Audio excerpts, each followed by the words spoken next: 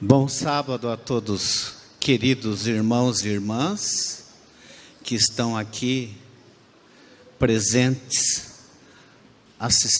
participando do culto na nave da igreja. Estendemos também um bom sábado para os nossos queridos e queridas ouvintes que estão nos acompanhando na rede social. Graça e paz da parte de Deus para todos nós. Antes de entrarmos no tema desta manhã,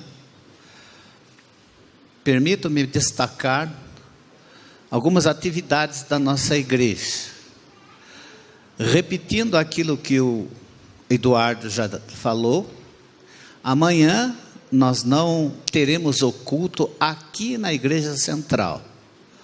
O nosso culto será lá na igreja de Santa Rita. Nós vamos ter uma semana de oração, onde todos nós podemos e devemos participar. É uma semana de oração envolvendo todo o distrito. Cada dia, cada igreja vai participar, seja no louvor, seja na mensagem musical, seja na recepção. E eu já de antemão convoco todos os anciãos que puderem, para na próxima terça-feira nós estarmos presentes, porque ficou para nós da Igreja Central a incumbência de fazer uma corrente de oração enquanto o pastor faz a pregação.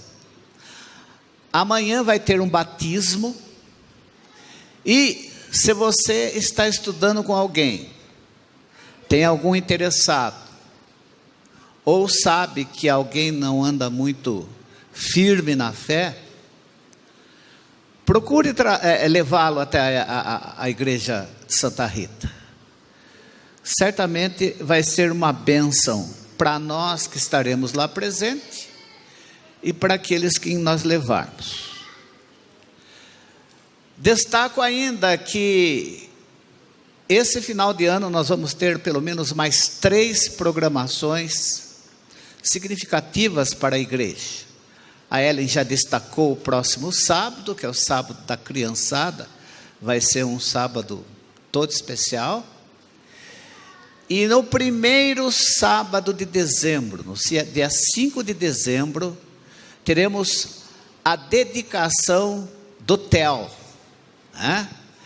O Diego, a Alessandra e família gostariam muito de que os irmãos da igreja, os amigos que estão nos assistindo, que quiserem, venham participar desse momento importante na vida do TEL, dos seus pais e da sua família.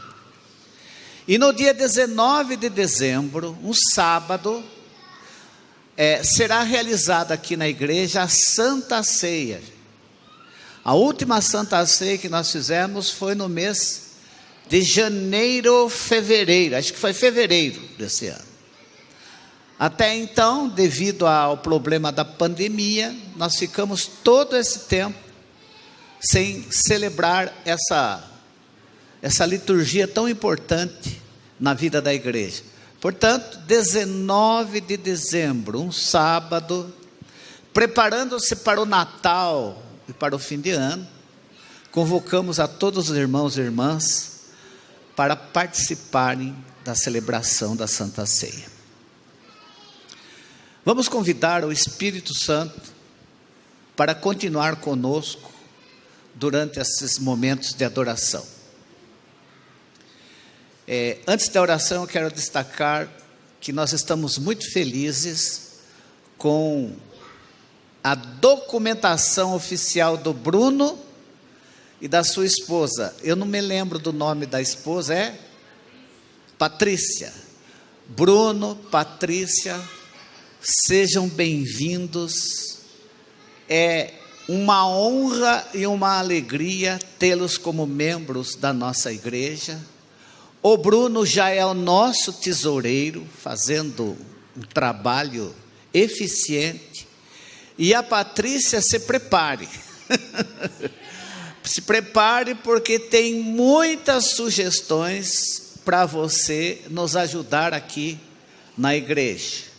Eu sei que o Bruno tem uma voz muito bonita, e certamente, além do trabalho da tesouraria, ele vai louvar a Deus com a sua voz. Sejam bem-vindos, vocês vão amar essa igreja, e eu peço mais uma vez para vocês, irmãos e irmãs, como vocês têm feito com tanta e tanta gente, abracem esse casal, façam eles se sentirem em casa, e façam com que eles cheguem à conclusão que valeu a pena eles se transferirem aqui para a Igreja Central de Tatuí. Oremos então. Querido Pai, nós te louvamos e agradecemos pela vinda do Bruno e da Patrícia para fazer parte da nossa Igreja Central de Tatuí. Que o Senhor os abençoe ricamente, que eles sejam instrumentos nas tuas mãos para abençoar aqui a nossa igreja, a nossa comunidade, e todos nós crescermos na fé, sendo adoradores teus e usados na tua obra. Vamos agora abrir a tua palavra. Ela foi inspirada pelo teu Espírito Santo, e reconhecemos que sem ele não conseguimos compreendê-la. Por isso, suplicamos que envie o teu Espírito Santo mais uma vez, como tantas vezes tem feito, para que atue nas nossas mentes, ilumine a nossa compreensão, e possamos sair, ao terminarmos a mensagem, certos de que o Senhor falou com cada um de nós. Essas bênçãos nós te pedimos e agradecemos no nome de Jesus. Amém. Você já ficou encucado alguma vez? Estar encucado significa que um fato, uma situação, um cisma não sai da sua cabeça. A pregação de hoje, meus irmãos e minhas irmãs, é o resultado de eu ter ficado encucado com um episódio da Bíblia. E esse episódio me impressionou de tal maneira que eu decidi, depois de uma impressão muito forte vinda de Deus, que eu deveria pregar sobre esse assunto nesta igreja e em outras igrejas que eu for convidado. Como tudo começou? Eu e minha esposa, Sônia, há cerca de um mês, fomos convidados para fazer um culto de pôr do sol, de entrada do sábado, na casa lá da Marina Cacá, da Juliana. Estava toda a família reunida, a Juliana, o Gustavo, a Cacá, a Gabi, o Guilherme, a Giovana. E após o culto, foi decidido que nós deveríamos assistir um filme bíblico para estender o sábado, a entrada do sábado. E ali, que filme vamos assistir? Qual deles? Então a maioria optou por este filme, O Príncipe do Egito. Esse filme é um filme extraordinário, produzido por Steven Spielberg, que é um judeu. E esse filme desenho, ele conta a história sobre o ponto de vista do Steven Spielberg, mais a Bíblia, mais a tradição, a história de Moisés. Mas quando o filme traz a cena do casamento de Moisés com Zípora, veio a pergunta. Eu não me lembro quem perguntou, se foi a Cacá, se foi o Gustavo, se foi a Juliana, se foi a Gabi, se foi minha esposa, eu não me lembro disso daí. Eu sei que alguém perguntou, quem era a Zípora? De onde ela veio? Eu imediatamente respondi: ela era filha de um sacerdote de Midian. A senhora White, no livro Patriarcas e Profetas, diz que ele era príncipe em Midian e que era adorador do Deus verdadeiro. E o filme continuou. Mas assim que eu terminei de responder a essa indagação, não sei de quem, veio à minha mente: estude e medite sobre o capítulo número 12 de Números. Eu falei: mas por que veio isso na minha mente? Por que eu estou pensando no Números capítulo 12? E essa impressão começou a ficar constante. No outro dia eu lembrei disso: estude e medite o capítulo número 12 de Números. E vinha isso na mente. Eu falei: bom, eu vou obedecer essa impressão. Comecei a estudar, e aquilo que eu estudei até hoje, saiu essa pregação que você vai ter oportunidade de ouvir nesta manhã. Antes disso, vamos ler o capítulo 12 de Números. Eu vou ler aqui na minha versão, Nova Almeida Atualizada, que é a versão mais atual da Bíblia em português. Pode haver algumas diferençazinhas entre a minha versão e a sua versão. O texto bíblico na Nova Almeida Atualizada diz o seguinte: Miriam e Arão falaram contra Moisés por causa da mulher cuxita. Pode ser que na sua esteja aí cusita, ou alguma outra informação, que este havia tomado, pois ele tinha tomado uma mulher cuxita. E disseram: será que o Senhor falou somente por meio de Moisés? Será que não falou também por meio de nós? E o Senhor ouviu o que eles disseram. Moisés era um homem muito manso, mais do que qualquer outro sobre a terra. Imediatamente o Senhor disse a Moisés, a Arão e a Miriam: vocês três, dirijam-se à tenda do encontro. E os três foram até lá. Então o Senhor desceu na coluna de nuvem e se pôs à porta da tenda. Depois chamou Arão e Miriam, e eles se apresentaram. Então o Senhor disse: ouçam agora as minhas palavras. Se entre vocês há um profeta, eu, o Senhor, em visão me faço conhecer a ele, ou falo com ele em sonhos. Não é assim com meu servo Moisés, que é fiel em toda a minha casa.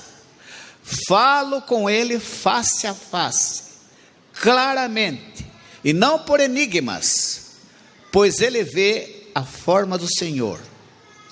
Como, pois, vocês não tiveram medo de falar contra o meu servo, contra Moisés?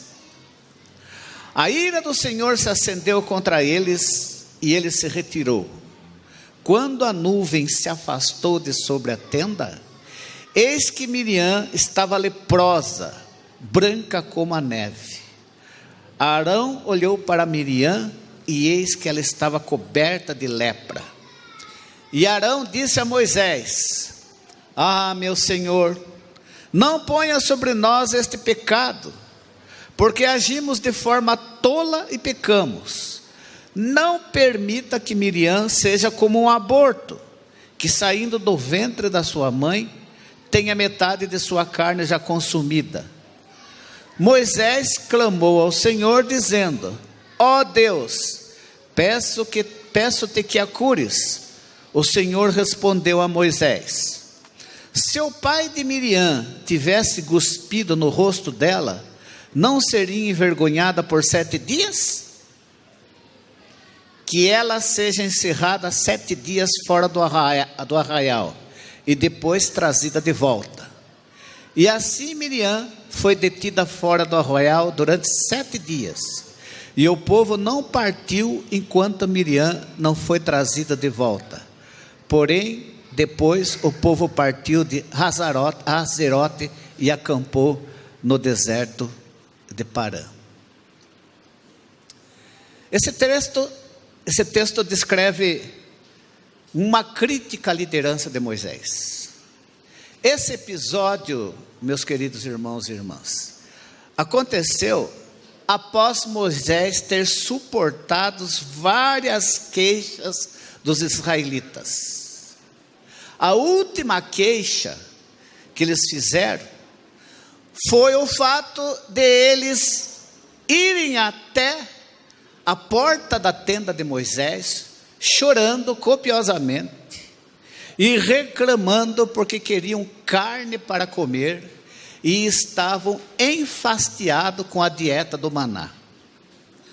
Aquilo aborreceu Moisés sobremaneira. Moisés então se dirigiu a Deus, e assim como o povo se queixou para ele, Moisés foi se queixar para Deus, dizendo que ele sozinho não conseguiria levar o povo até a terra prometida. Se você ler o capítulo 11 todo, você vai ver isso daí. Então, Deus trouxe uma solução. Qual foi a solução? Então o Senhor disse a Moisés: reúne 70 homens dos anciãos de Israel, que saiba ser anciãos do povo e seus oficiais, e leva-os até a tenda da revelação, para que estejam ali comigo. Então descerei e falarei ali contigo, e tirarei do espírito que está em ti, e eu porei neles, e eles te ajudarão a levar o peso do povo, para que tu não o leves sozinho. E o Senhor desceu na nuvem e lhe falou, e tirando do espírito que estava nele, colocou-o nos 70 anciãos. E aconteceu que quando o Espírito veio sobre eles, profetizaram, mas depois nunca mais o fizeram. Deus então ordenou para Moisés: Moisés, separe 70 homens entre os anciãos de Israel, que você entenda que são capacitados, que são fiéis, tragam eles aqui à minha presença, eu vou ungí-los com o Espírito Santo, e eles auxiliarão você na tarefa de conduzir o povo. Tá bom assim, Moisés? Moisés ficou contente. Moisés escolheu, aconteceu. Essas escolhas dos 70 anciãos não agradou a Miriam, irmã de Moisés. Miriam começou a achar, Séfora, a esposa de Moisés, não tinha ido com o marido até o Egito. O Sr. White disse que ela era uma mulher muito sensível, que não suportaria enfrentar todo aquele processo com as pragas e o livramento do povo lá do Egito. Então ela ficou e Moisés foi. Agora, Arão e Miriam, que tinham sido aqueles que auxiliavam Moisés, estava sofrendo a interferência de Séfora, da esposa. Quer dizer, ela não foi no pior, e agora que nós estamos no melhor, ela fica fazendo a cabeça de Moisés. E Moisés escolhe esses 70 anciãos, e sem nos consultar. Gente, crítica dura é difícil de suportar. Ninguém gosta de ser criticado. Mas ela é mais dolorosa, especialmente quando ela vem dos membros mais íntimos da nossa família. Porque normalmente os familiares são as pessoas a quem nós amamos, em quem nós confiamos. E porque amamos e confiamos, nós supomos que eles têm um interesse pessoal em nós. E os familiares convivem conosco. Alguns nos conhecem desde que nascemos. E tem alguns que até nos conhecem por dentro e por fora. Moisés enfrentou algo muito difícil. Ser criticado diretamente por sua liderança, pelos seus próprios irmãos, Miriam e Arão, foi mais um baque para esse homem de Deus. Moisés, ele era um homem de uma humildade e uma mansidão impressionante. Quando os israelitas se queixaram da comida, Moisés percebeu que eles estavam atacando indiretamente a liderança de Deus. E isso aborreceu muito a Moisés, que argumentou com o povo.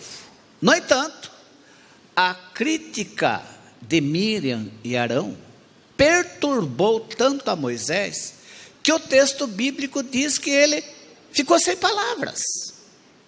Não disse nada, não reagiu. Não contra-argumentou, não falou nada, ele ficou pasmo. Meus irmãos me criticando. No versículo 3 que nós lemos aí, do capítulo 12, é dito que Moisés era muito manso, e por ele ser um homem manso, Deus poderia usá-lo, sem que o ego de Moisés interferisse nos propósitos de Deus. E eu fiquei pensando, querida igreja, como seria a nossa igreja se todos nós tivéssemos um espírito manso e humilde como Moisés? Seria bem diferente, né? Moisés era alguém capaz de defender poderosamente a Deus, até com uma ira santa. Se alguém atacasse a honra de Deus, Moisés se levantava. Se alguém falasse contra a palavra de Deus, Moisés estava ali para argumentar. No entanto, quando o atacavam pessoalmente, ele não falava nada. Ele não se considerava diferente, superior. Ele não se considerava infalível, né? Ele não se considerava acima de Miriam e Arão. Eu fico pensando que Moisés disse: puxa, que besteira que eu fiz. Errei mais uma vez. Não consultei eles. Escolhi os 70 anciãos sem falar com Miriam e Arão. Miriam era a irmã mais velha de Moisés.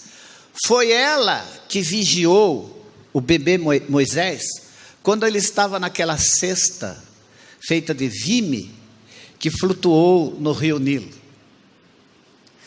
Miriam tinha o dom de profecia, e foi ela quem conduziu as mulheres de Israel logo após a grande travessia do episódio do Mar Vermelho, quando o povo atravessou de forma miraculosa o Mar Vermelho e destruiu o exército do faraó.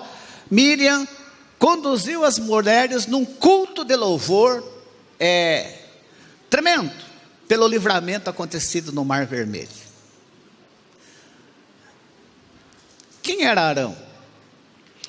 Arão, irmão mais velho de Moisés, ele foi o porta-voz de Moisés diante dos israelitas. Lembre-se, Moisés ficou 40 anos afastado do Egito. Ficou pesado de língua, como ele diz. Não é que ele era gago, ele já não conseguia mais falar o idioma egípcio.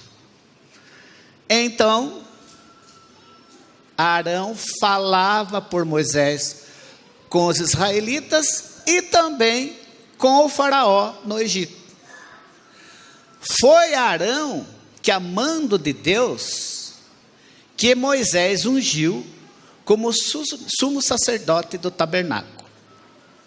Agora vamos considerar um pouquinho o texto. Tem essa versão aqui. Vamos pensar aqui. Um dia, Miriam e Arão começaram a criticar Moisés por causa da sua mulher ser uma cuxita. Eu quero chamar a atenção para vocês para o método da escrita hebraica.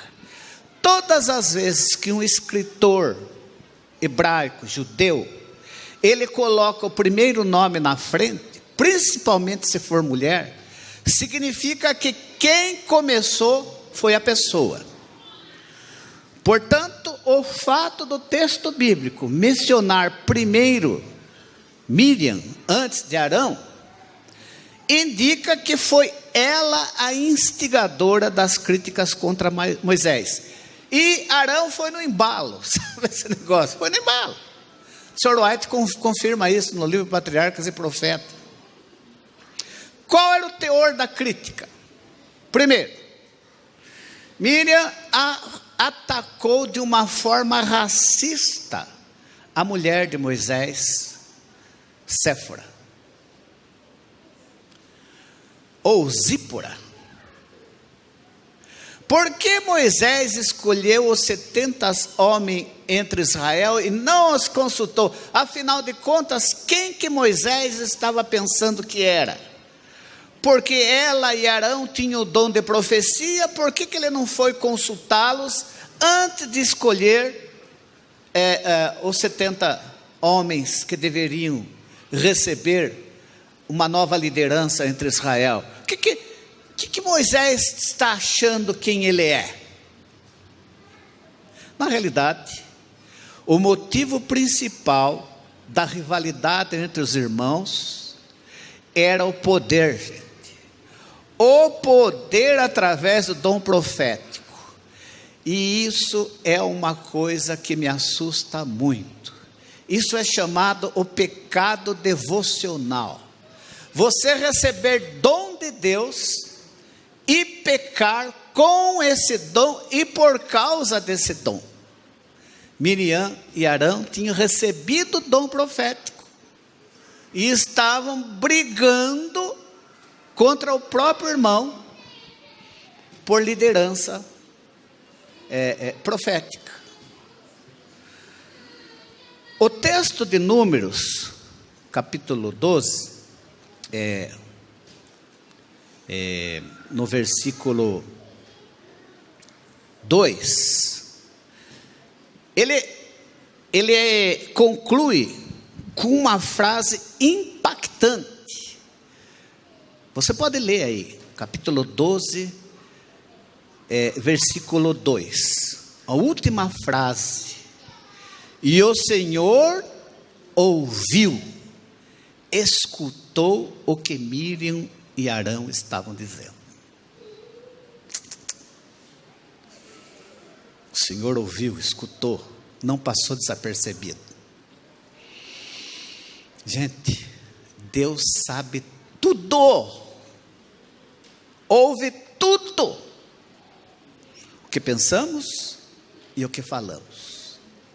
É por isso que lá em Provérbios, no capítulo 21, versículo 23, e Tiago, o irmão carnal de Jesus, na sua epístola, dizem que nós devemos refletir antes de falar, para que a gente, como diz Tiago, não tropece no falar. A minha avó e o meu pai, e muita gente do tempo deles, repetiam um ditado muito conhecido. Eu e a minha esposa sempre repetimos esse ditado: quem fala muito dá bom dia para cavalo. É um ditado antigo, mas é verdade. Quem fala muito dá bom dia até para cavalo. Minha avó era uma mulher caladona, minha avó paterna, não era muito de falar e se incomodava quando falavam muito. Bom, qual foi a atitude de Deus diante desse conflito doméstico? Chamou os 3 diante do santuário e julgou a questão. Agora eu vou ver quem está certo e quem está errado nessa história. Vou julgar.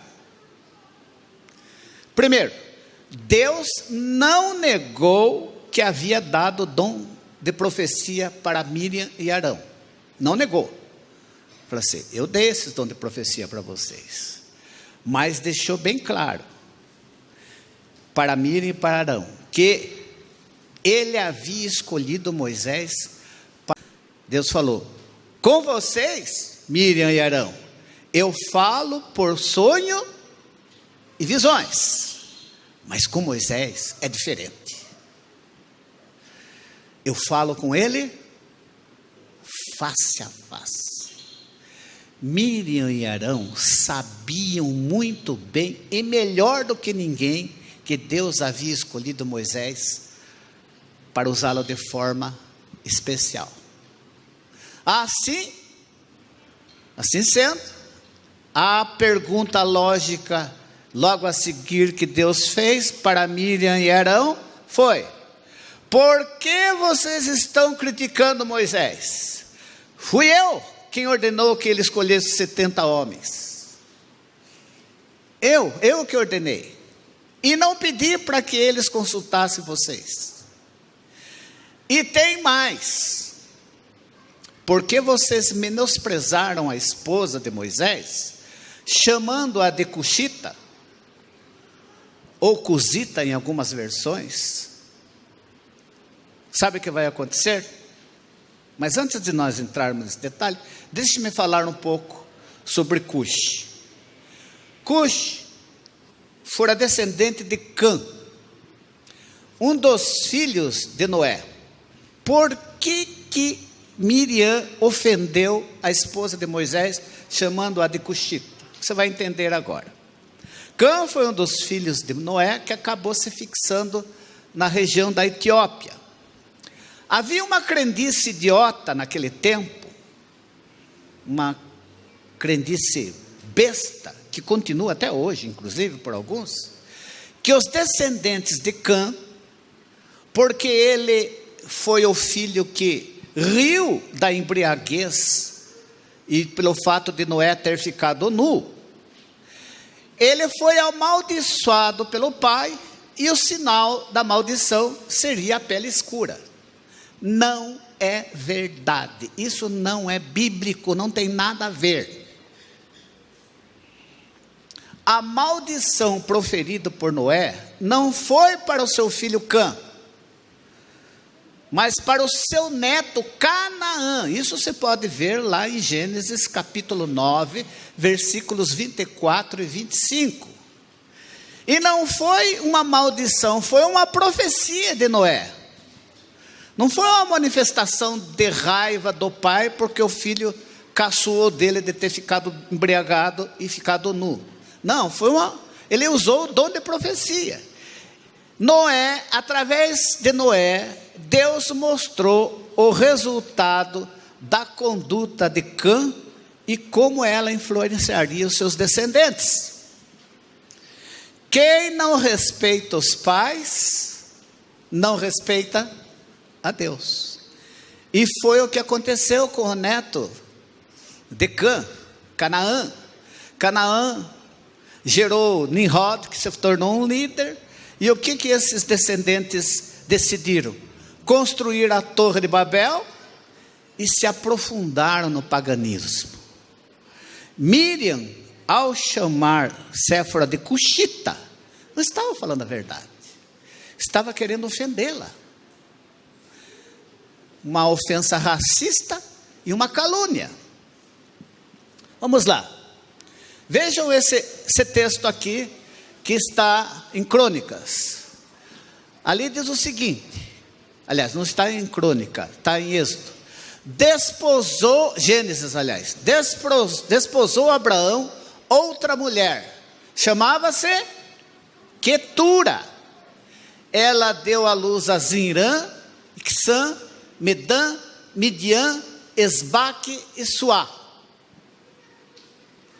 Certo? O texto bíblico aí de Gênesis é muito claro. Séfora era uma descendente de Abraão, com a sua última esposa, Quetura. Abraão era feroz, viu? Abraão era vigoroso, viu? Vigoroso, um homem vigoroso. Mesmo depois de velho, gerou todos esses filhos aí, né? E o fato de Séfora, ou Zípora em algumas versões, ter uma pele bronzeada pelo sol do deserto, não a tornava uma pessoa inferior. porque ela adorava o mesmo Deus, o Deus verdadeiro, o Deus de Moisés, de Miriam e de Arão. Era uma calúnia tremenda, uma falsidade. O que aconteceu?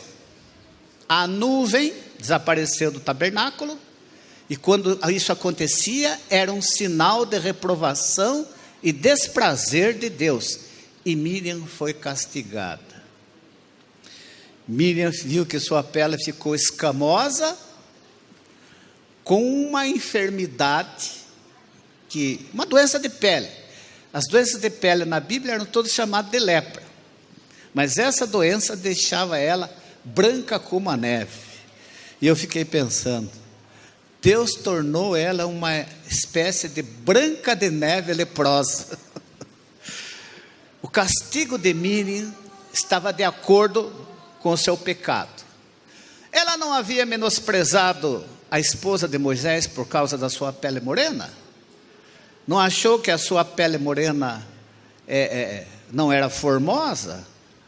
Agora, Deus falou, então você vai ver, você vai ficar, vou torná-la você o oposto.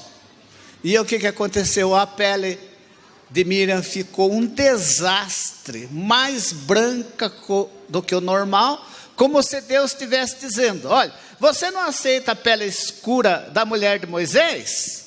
Não acha uma cor formosa? Tá bom, vamos ver quanto você gosta de ser o oposto dela, branquela com lepra. Gente, isto é o que Deus pensa do racismo. O racismo é uma lepra moral, mas infelizmente, desgraçadamente, o racismo ou preconceito de raça continua existindo em nossos dias. O que significa raça, gente? Eu estou concluindo, e agora eu quero que você preste muita atenção, porque essas breves informações vão ajudá-lo a entender o que é raça. Primeira coisa, raça é uma questão de ciência ou cultura? Houve várias tentativas de estabelecer um critério para chamadas raças, para defini-las. Tem algumas que são engraçadas, gente. Stanley Gunn é um antropólogo. Ele classificava a raça de acordo com a cera de ouvido. Se ela era pegajosa, se ela era cebosa, se ela era seca, etc. Olha que ideia estúpida. É uma teoria. William Boyd já catalogou as raças de acordo com o tipo sanguíneo. E hoje tem até alguns médicos que seguem mais ou menos a ideia de Boyd, quando querem colocar, olha, o seu tipo sanguíneo tem que comer isso, você não pode comer aquilo, umas coisas desse tipo aí. Jared Diamond, ele catalogou as raças de acordo com as impressões digitais. Existem 3 tipos de impressões digitais nos seres humanos: o tipo arco, o tipo presilha e o tipo verticilo. Vocês sabiam disso? Como aprenderam? Bom, gente, essas teorias não tiveram aprovação biológica e muito menos cultural. Resumindo, no século XVIII, a teoria sobre as raças era de acordo com o ângulo facial. Estão vendo aí? Cada ângulo da face representava uma raça. Isso foi durante o século XVIII. No século XIX, a teoria racial era baseada na capacidade encefálica, no tamanho do crânio encefálico. Assim, no século XIX, se você fosse chamado de cabeção, era um elogio. Hoje, se chamar de cabeção, no século XIX era um elogio. Ah, fulano é um cabeção. Fulano é um cabeção. Né? No século XX, a qual eu vim em existência e vivi boa parte da minha vida, e muitos aqui também nasceram no século XX, nós conhecemos muito bem, né? No século passado, a tonalidade da pele e a textura do cabelo é que determinava a classificação racial. Mas você tem um aspecto onde nós, como civilização, evoluímos, nesse quesito da raça. No nosso século 21, com o avanço fantástico da genética, chegou-se à conclusão daquilo que a Bíblia afirmou já há milênios atrás. Só existe uma raça humana. Não existem raças. É só uma raça. Eu e você fazemos parte da raça humana. Agora, dentro da raça... Opa! Pode voltar lá, não? Dentro da raça humana, existem as etnias, que são pessoas que têm características genéticas semelhantes. Então vamos lá, quais são as últimas informações disponíveis que a genética tem concluído? Os pesquisadores da genética chegaram a uma conclusão que eu confesso me surpreendeu. Eles disseram o seguinte: não existe homogeneidade genética, mesmo num povoado isolado. Vamos dizer que tem um povoado isolado, as pessoas casam entre si. Antes, Mendel, e quando a gente estudou lá no ginásio, a gente acha ali há uma homogeneidade genética. Não existe, mesmo as pessoas casando entre si. Mas como assim? Por quê? Como é que comprovam isso? Pois bem, os pesquisadores, entre esses pesquisadores, muitos brasileiros, viu gente? Nós estamos muito evoluídos nessa área, chegaram a uma importante conclusão ao estudar o genoma do ser humano. O que é genoma? Você vem falando essas coisas estranhas, esquisitas para a gente. Genoma, eu vou fazer um resumo para você. É o conjunto de todos os genes de um ser vivo. E o que eles descobriram? Que 99,9% de toda a informação hereditária de um ser humano se encontra presente nos mais de 7 bilhões de habitantes desse mundo. O detalhe impressionante do genoma, da genética, é que esse 0,1% é responsável pela caracterização de milhares de diferenças genéticas e hereditárias. Eu quero chamar aqui a Sônia, do Altair, a Mara. Pode vir aqui à frente, por favor? Vamos fazer aqui uma ilustração. O alemão está aí? Então, Diego, vem cá, faz favor. Fica 2 mulheres e 2 homens. Qual que foi a conclusão que os cientistas chegaram? Não é uma teoria, é conclusão. É mais ou menos isso.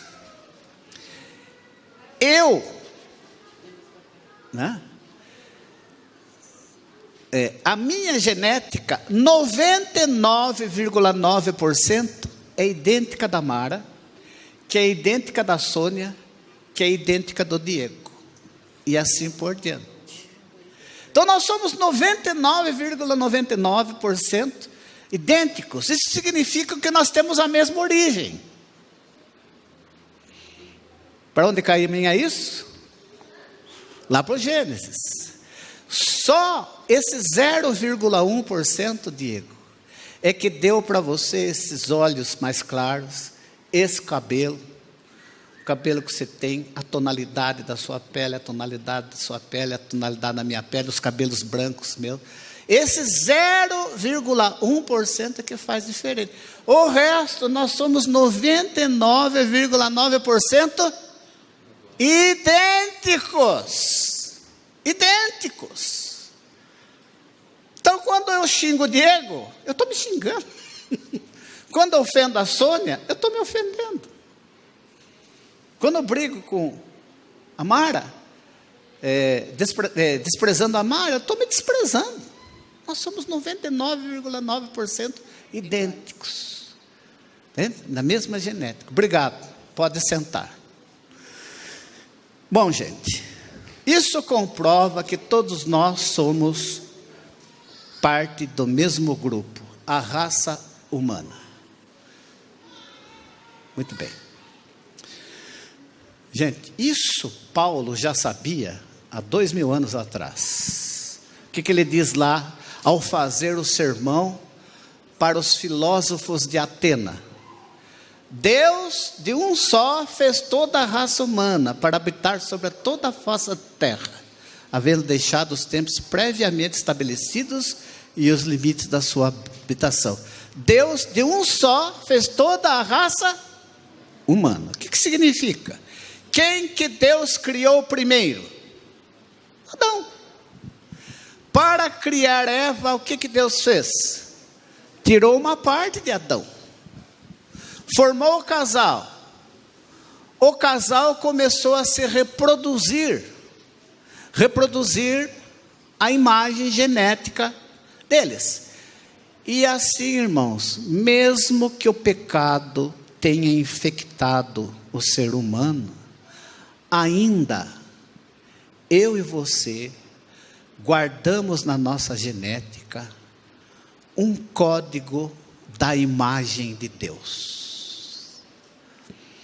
E é esse código da imagem de Deus que nós estamos estudando nesse trimestre, que é o plano da redenção, a educação bíblica, o conhecimento bíblico vai restaurando essa imagem em nós, né? Bom, gente, pode ser que algum de nós pensa como Miriam pensava. Eu fui criado numa família do lado paternal que pensava como Miriam pensava. Já do lado maternal, não. Eu tenho parentes que são afro-brasileiros, primos afro-brasileiros. Fui criado entre os dois, recebendo as duas influências. Às vezes, sendo pressionado a pensar como Miriam pensava, mas aqui convivendo e notando, não é assim, não existe diferença. Graças a Deus, isso fez um bem tremendo para mim.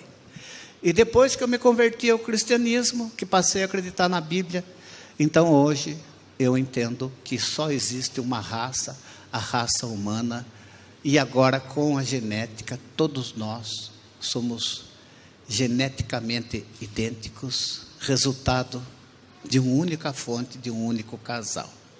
Mas, se você chegou a pensar nisso, ou se você que está nos assistindo pensa como Miriam pensava, quero dizer para vocês que há redenção para quem pensa assim.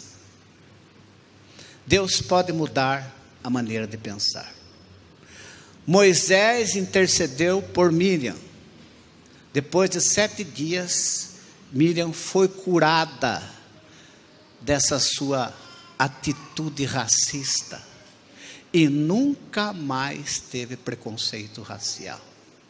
E Deus ensinou a ela, a seu povo, e quer ensinar para mim e para todos nós hoje, que nós fazemos parte de nenhuma única raça humana. Que Deus nos abençoe, que Deus nos ajude a entender isso, que nós possamos, como Deus enxergar como Deus enxerga. Deus ama a diversidade. Ama a diversidade.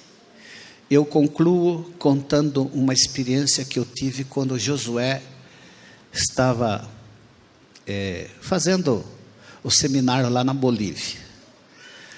E às vezes eu tinha que ir buscá-lo no aeroporto quando ele vinha de férias. A mulher mais bonita que eu vi na minha vida foi uma afro-brasileira que desceu de um avião e ela atravessou todo o aeroporto e todo mundo ficou assim. Inclusive eu. Portanto, saiba que se você tem alguns pensamentos que são contrários aos pensamentos de Deus, Deus sabe e Deus ouve. E para a gente refletir nisso, vamos cantar o hino número 500. Pode ser que a gente tenha sido vítima de preconceito. Ah, fulano é baixinho, ciclano é gorda, não sei o que lá é isso, né? Tem vários tipos, né? Esse é baiano, nordestino, né? Tem vários tipos de preconceito sobre etnias, essas coisas todas, né? Que Deus nos livre disso daí. E antes de nós cantarmos, logo depois do hino, nós vamos orar por nós. E também chegou aqui um pedido de oração em favor da dona Vivian.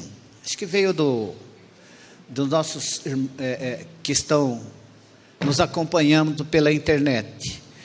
Nós vamos orar em favor da dona Vivian, ela mãe da Cláudia, ex-cunhada do Edvanei da Mara. A dona Vivian foi internada agora pela manhã, devido a um infarto e complicações renais. Tá? Nós vamos orar depois do louvor para ela, e vocês orem em seus lares para que ela tenha uma recuperação mais rápida possível. Hino de número 500. Deus sabe, Deus ouve, Deus vê.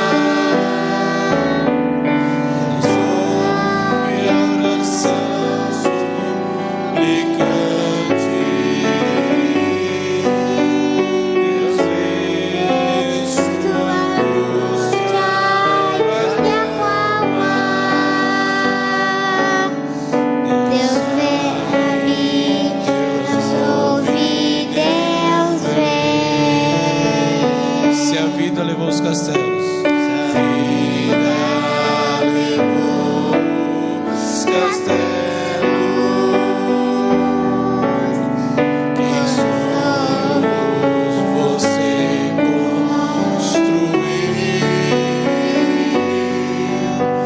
também por vencer os seus planos. Entregue seus planos a Deus. Deus sabe o que vai dentro da alma.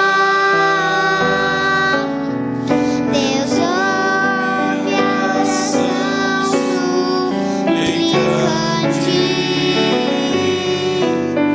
Deus vê sua angústia e o acalma.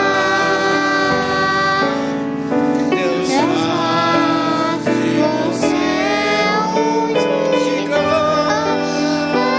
onde Deus sabe o que vai dentro da alma. Deus ouve a oração suplicante.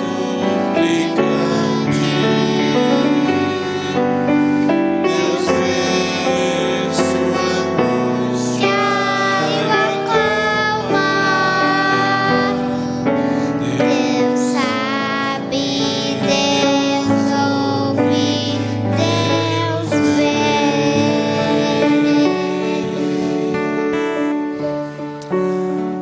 Oremos. Querido Pai, nós te agradecemos pela mensagem da tua palavra. Através do episódio ocorrido com Miriam, Arão e Moisés, o Senhor nos trouxe lições preciosas para nós continuarmos enxergando e tentarmos a ver as pessoas como o Senhor enxerga, como o Senhor vê. Dá-nos essa capacidade de entendermos que somos uma criação vinda das tuas mãos e que as diferenças genéticas, as quais são refletidas em nós, são uma demonstração de que tu é um Deus da diversificação, para que todos possam de alguma forma, de alguma maneira, refletir a sua intensa e imensa imagem. Pai, lembramos-nos agora da dona Vivian. Ela foi internada agora de manhã devido a um infarto. Envia um anjo para estar ao lado dela. E com esse anjo, Pai, que esse anjo, Pai, traga uma bênção da saúde para ela e que a recuperação seja a mais rápida possível. Fica conosco no restante de sábado. Abençoa-nos durante esta semana. Estimula-nos a participar desta semana de oração com os nossos irmãos de Santa Rita. São bênçãos que nós te pedimos e agradecemos no nome de Jesus. Amém.